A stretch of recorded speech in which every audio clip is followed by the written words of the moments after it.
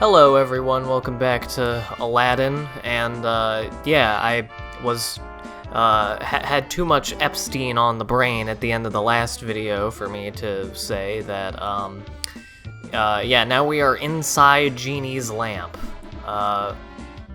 It was something that kind of dawned on me during this, playthrough was that,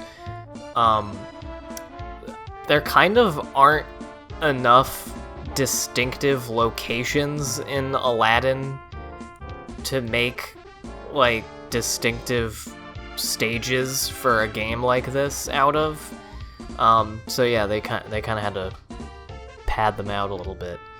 The Ratatouille game, which I guess I'm just gonna keep comparing this game to that game, even though they're entirely not similar. That game also has not very many levels, and many of them have you returning to the same place just under different conditions, because there just aren't that many places in that movie. I mean, there's the house at the beginning, that's the tutorial level, and then there's like the sewers, and that's the overworld. And then where else does he go? I mean, the streets, I guess, but you can only do so much with that. And with a, with a rat character. And then the kitchen, and that's pretty much it. And so the game has to just kind of be that. And so there's like a bunch of shit in the game that has absolutely nothing to do with the movie. I mean, most of that game has nothing to do with the movie. You kind of just, like, play levels and are really just doing, like, heist missions for the rats. Like, your whole thing is just stealing shit from humans for the rat colony. And, then you, like, hear about the plot at the end. Anyway, you may notice that, yeah, the sound's all fucked up because, I swear to God I had OBS set to record my desktop audio, but for some reason, after I, recorded this all the way to the end of the game in one sitting, I put it into Premiere and found that it had no audio, and I don't know how that happened, because I recorded everything you saw in the previous segment in one sitting, and I left OBS open. I did not touch any of my settings, I didn't do anything, and then I just resumed the game and finished it, and it had no fucking game audio, so I just went through and downloaded the soundtrack to this game and put them over the levels as best I can, especially later on when we get some cutscenes. They're not all perfect, and I wasn't gonna download every 5-second little sound bite of stuff that happens. There's a save state load I forgot to edit, but who cares? So yeah, I'm sorry, that's how it's gonna be for the rest of the run. Luckily, spoilers, there's only this and one other video left, so you won't have to deal with it for too long. And these tongues are a lot harder to, like, time your jumps for than you may think.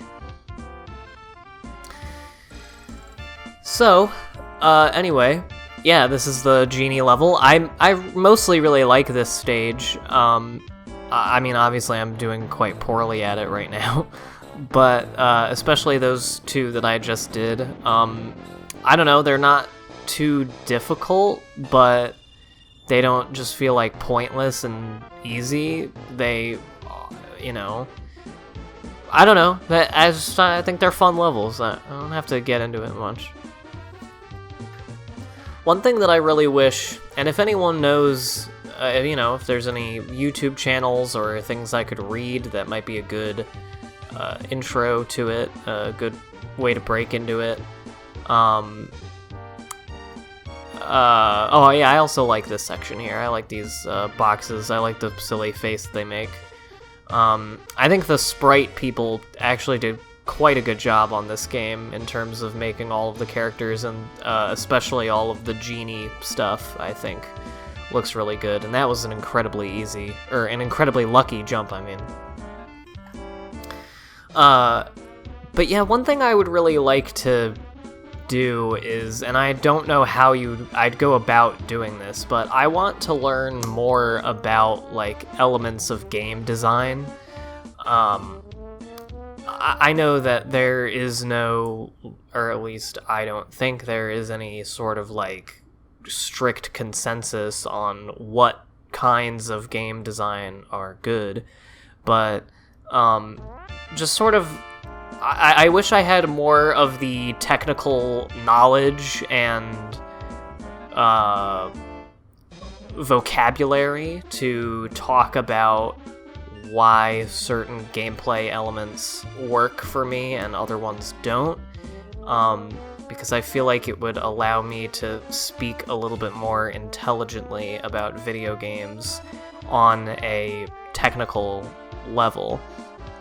Because, like, for movies, you know, I started out, when I started really getting into movies, I only really had the surface level, like, technical stuff in mind. And I mean, I wasn't even good at it or understood that very much, but just in terms of, like, the only elements that I was really thinking about with films were just the tangible ones.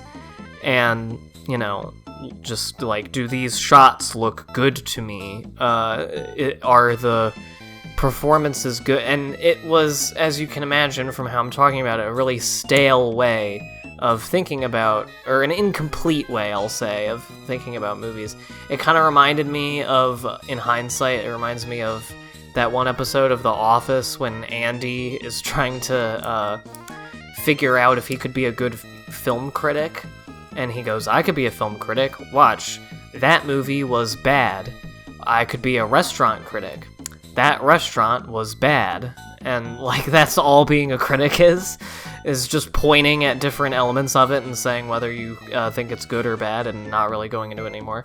That was a lot of the, like, YouTube movie content that I was consuming at the time, and whenever I would, like, listen to director interviews or DVD commentaries, which I love doing, why did I cut it that way? That was such a dumb fucking mistake. I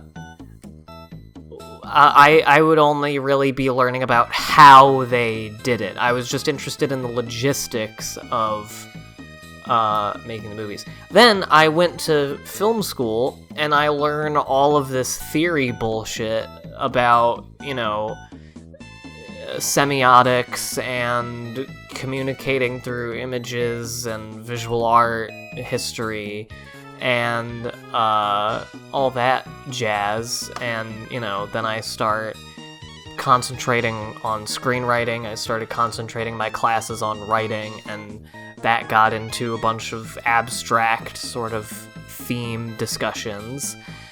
And that, I think, is what, the fact that I had that surface level sort of education, self-education first, and then alongside, of course, learning the technical elements of filmmaking in school, also having that sort of in-depth thematic and theoretical knowledge afterward as I matured over time. I think that's what allows me to speak. I'm not gonna say that I necessarily speak authoritatively or super intelligently on movies, but I think I definitely speak more so than I do about video games, more intelligently and more confidently about what I do and don't like about movies rather than video games. And I think it's because video games were kind of a background activity that I always liked. Obviously, I've been doing Let's Plays on YouTube for a long time. I've been I've been playing games online with people for a really long time. But again, it was just kind of about the experience. It was just, I enjoy playing this game, so I'm playing it. It's fun to fuck around with friends. Like, in all the games I was playing, I wasn't, like, analyzing or thinking about what made the game good or how the game was made. It was just a matter of, it's something to do. It's usually a social thing to do, and it's fun, and that's it. Kind of like just any other activity. And I think if I had that sort of formal education of the not formal education as in like college, but education of the medium of video games and sort of how they're constructed logistically, I feel like that could make my discussion of them a little bit more sophisticated than it is now, if that makes any sense. I feel like I talked about this for much too long, I'm sorry. There wasn't really much to say about that last stage. It's just sand. And I don't really like levels like that. I've never been a big fan of desert levels in video games. But whatever. So yeah, if you know of any resource, there's one reason why I really like Video Game Donkey, is because he does a good job sort of explaining gameplay mechanics. So this stage is nice. I guess I should talk about the actual game. Yeah, I was very skeptical about this level when I first started playing it. Because, like, the only other magic carpet stage in this game is so harrowing and full of danger, and then this one has nothing. It doesn't have any obstacles, doesn't have any enemies. You can float around, get the gems. I do not get a majority of them at all. And it's just a grand old time. And it's a nice break, honestly, just to be floating around and collecting gems. I kind of wish there was a whole game of just something like this. There should be, speaking of gameplay design and mechanics, like, I know they exist, but I wish there were more popular games that were just existed to just be pleasant things you can do, like, while you relax. Like, something like this would be great. Just fly around and collect the gems. You don't die. You don't have to shoot things. You don't have to worry about that. You don't have to worry about shit. You just get the gems. And if you get all of them, maybe you get a nice prize. But the point is, you get the gems and you just fly around. There's nice music playing, like in that level right there. That's also by far the best I've ever done on the red gems, because they're just right there. And then, of course, we get immediately, just like in the movie, get plunged into chaos immediately after boning on the carpet. Which I feel like logistically would be very difficult to have sex on a flying carpet. But, it seems to hold up their weight pretty well, so, I don't know, maybe he could stay flat and stiff while they, fucked on top. Who knows?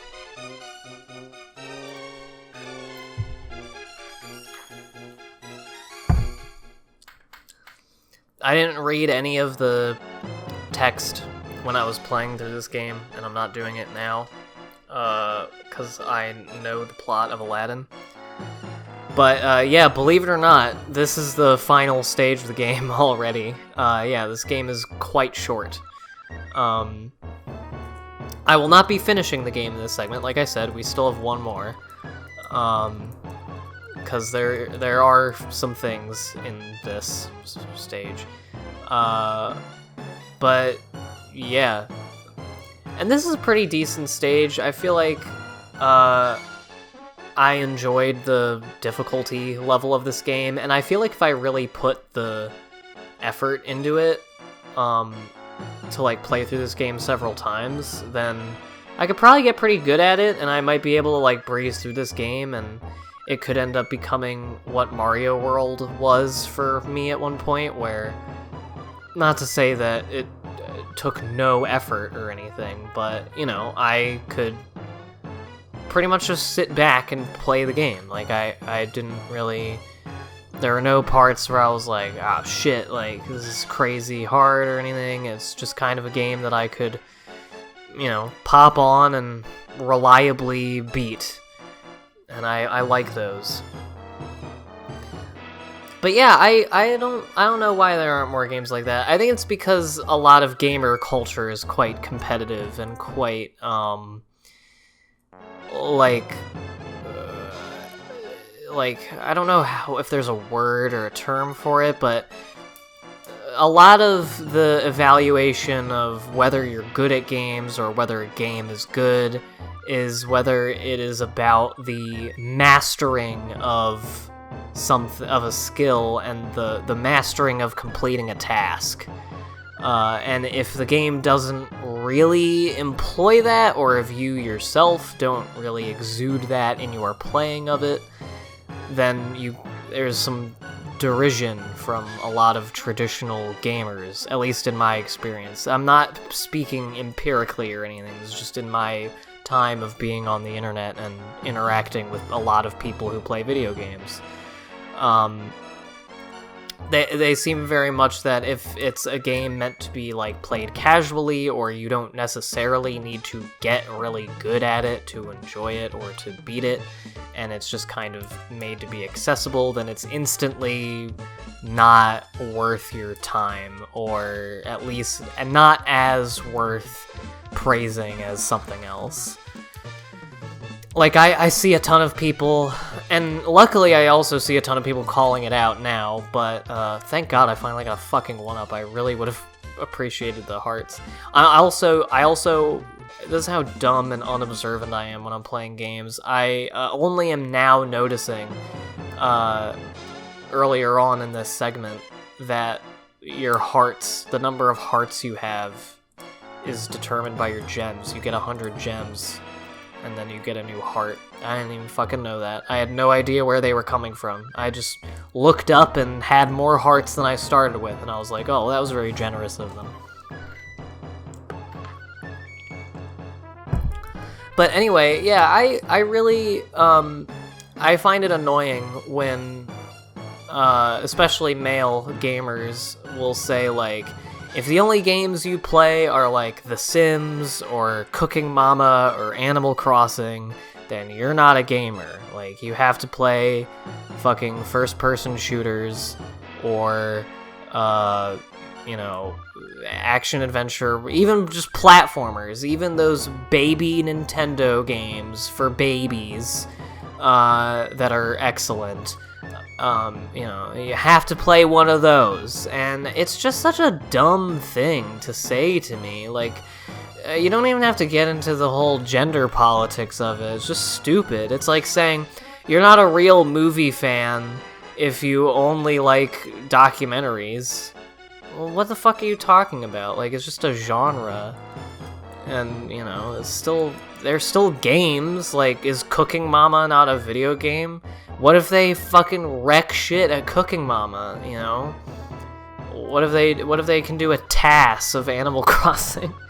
I don't know, but I just think it's dumb, because I feel like a lot of people don't notice that, believe it or not, for a lot, if not most people, video games are something that they do to relax, and they don't want to, you know, feel like it's some insurmountable task.